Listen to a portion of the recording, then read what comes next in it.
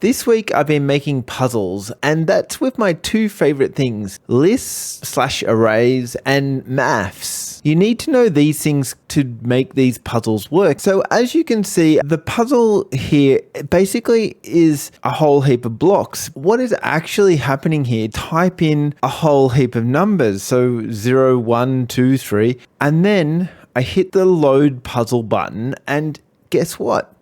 I get this wonderful puzzle. The puzzle is determined by the amount of rows and columns, and then after they are decided, it will then go through and basically print each of the buttons that are part of the puzzle. The tricky part about this puzzle is when you step on each button, it will affect the button next to it. But if you look at the puzzle, it starts at 0 and works its way up to 15. At the end of each row, if you stood on that button, it would naturally want to pick up the next button from the row above. And if you stepped on the end button, it would naturally want to pick up the button from the row below. So I've created, when I step on each button, it will then do some checks. So when you step on a button, it will do some checks to make sure that each button is on the same row. This is one of my favorite maths moves, just to nerd out on you here.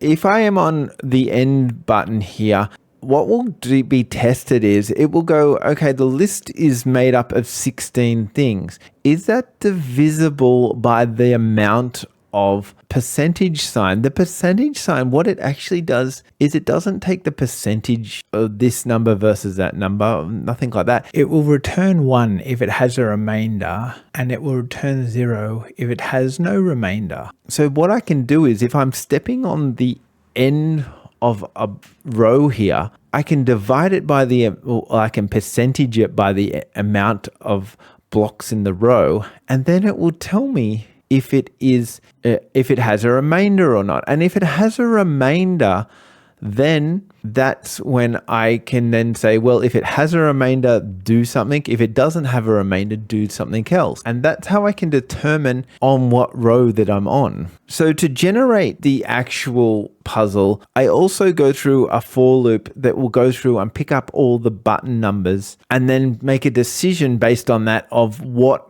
each button will be. If the button will be a different color, if it will be turned on or off. And it steps through that process. So you can have some fun kind of little maths things going on. I use the row to decide that. I can have a whole heap of different row integers and then manipulate them to work out where I want the buttons to go. I will select a distance that each button will be separated by, and then to go through and place them in the correct spot, it will calculate which button it is on which row, and then it will spit out a location point that the button should be put at. Basically, I'll get first point, I'll add to that the distance, and then I'll add the distance to that plus the other one, and that will get the next. And then it'll go, hey, you're on the next row now, and it'll start again, printing out basically vector locations so that I can spawn game objects into those button locations to make the puzzle work. When I instantiate the game object, it will actually be in a resources folder. If you have it in a resources folder, then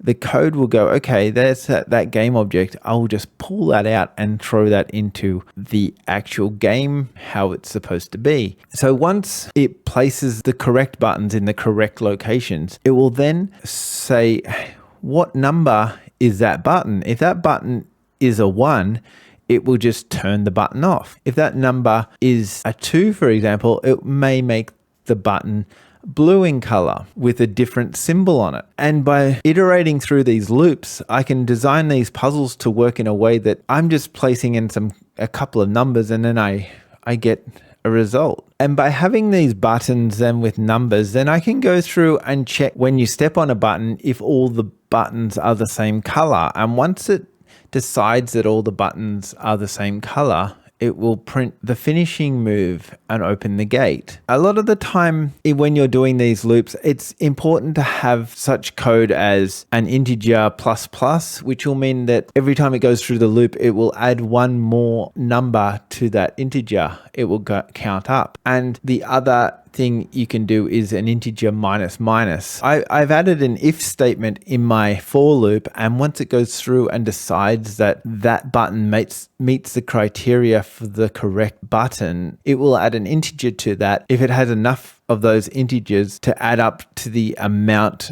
required to open the gate, it will then open the gate, basically. Something that is important when you're doing something, a move like this, is to always reset that integer to 0 when you're starting a new count. Anyway, this is just a little bit of a look into how the puzzles have been developed in Lighthaze World. Please wishlist and subscribe. Talk to you guys next time.